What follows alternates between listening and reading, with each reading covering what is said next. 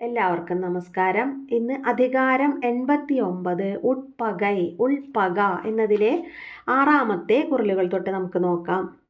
ഒൻരാമൈ ഒൻറിയാർ കട്പടിൻ എഞ്ഞാൻറും പൊൻരാമൈ ഒൻറൽ അരിതു.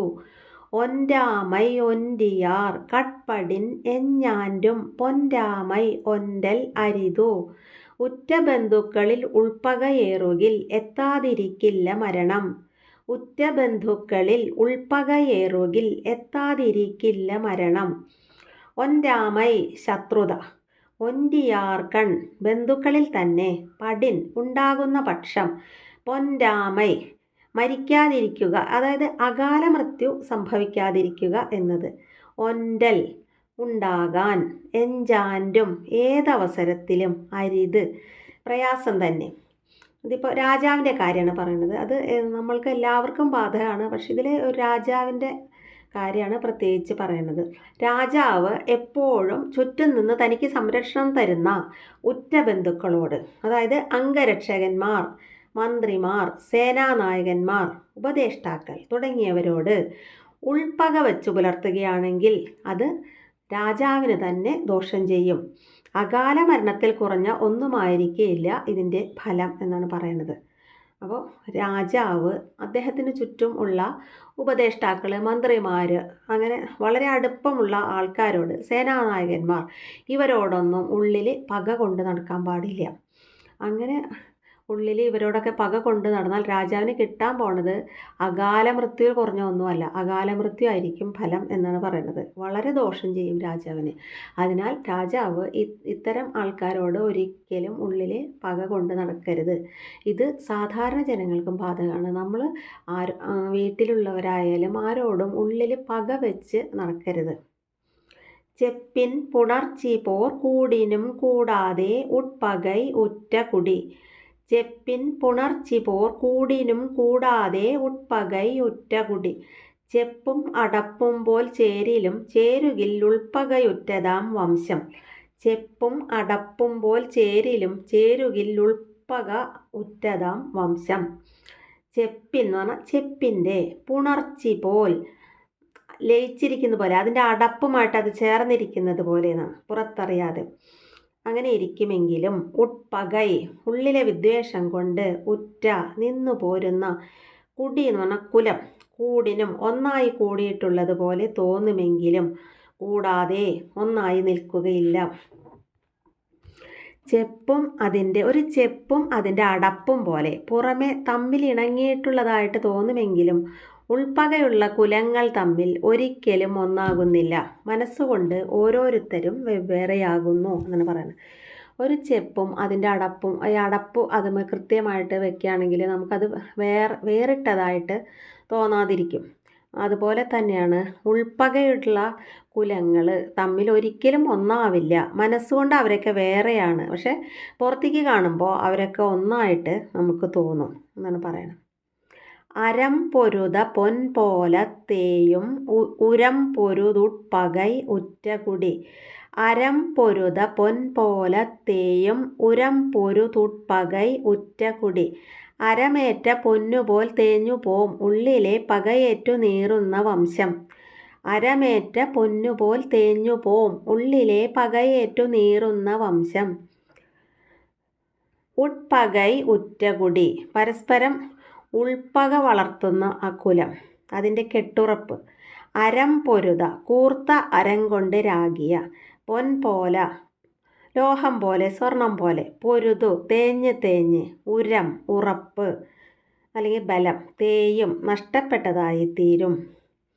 സ്വർണം പോലെ വിലപ്പെട്ടതും ബഹുമാന്യവും നല്ല കെട്ടുറപ്പുള്ളതുമായിട്ടുള്ള ഒരു കുലമായിരുന്നാലും അതിലെ അംഗങ്ങൾ തമ്മിൽ ഉൾപ്പക ഉള്ളവരാണെങ്കിൽ പൊന്നിനെ അരം എന്നതുപോലെ ഉൾപ്പക ആ കുടുംബത്തിൻ്റെ ബലത്തെ രാഗി നശിപ്പിച്ചു കളയുന്നു എന്നാണ് പറയുന്നത്.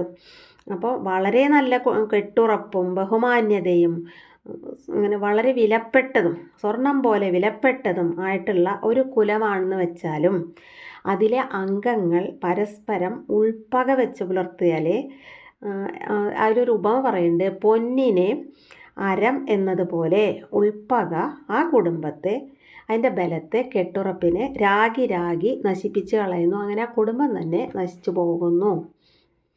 എട്പക വന്ന ചിറുമയത്തെ ആയിനും ഉട്പകൈ ഉള്ളതാങ്കേടു.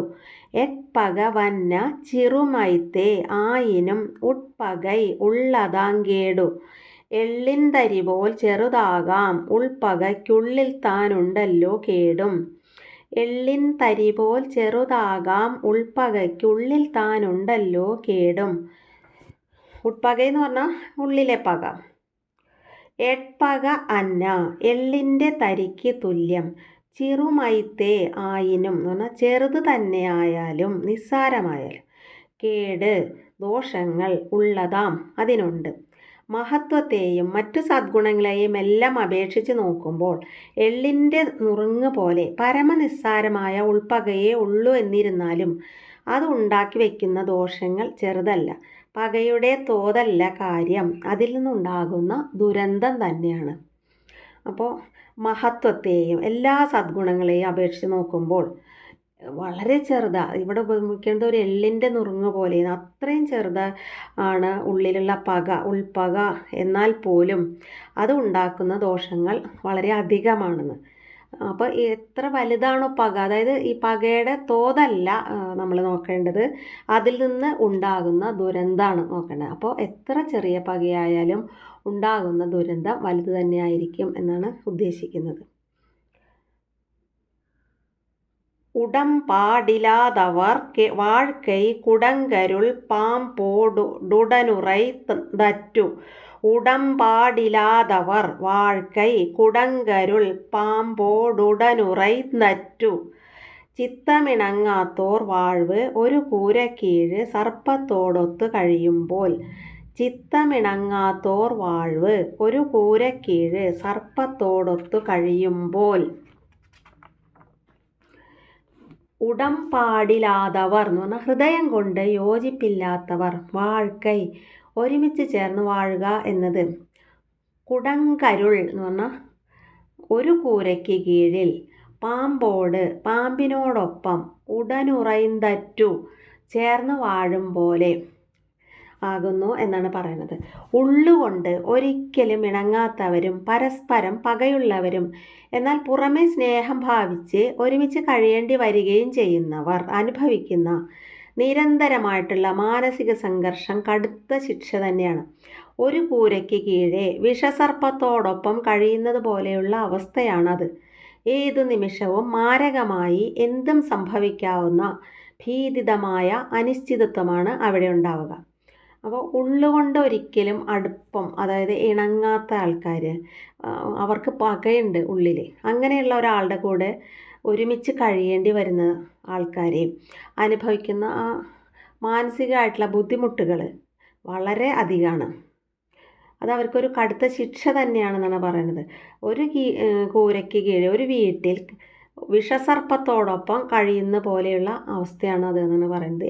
എപ്പോൾ വേണമെങ്കിൽ എന്തും മാരകമായി തന്നെ സംഭവിക്കാവുന്ന വളരെ പേടിപ്പെടുത്തുന്ന ഒരു അനിശ്ചിതത്വമാണ് അവിടെ. അപ്പോൾ ഉൾപ്പക ഉള്ള ഒരാളുടെ കൂടെ ജീവിക്കുക എന്ന് പറയുന്നത് വളരെയധികം ബുദ്ധിമുട്ടാണ്. ഒരാൾക്ക് കിട്ടാവുന്ന വലിയൊരു ശിക്ഷ തന്നെയാണ് അത്. അത്രയേ ഉള്ളൂ ഈ അധികാരത്തിലെ.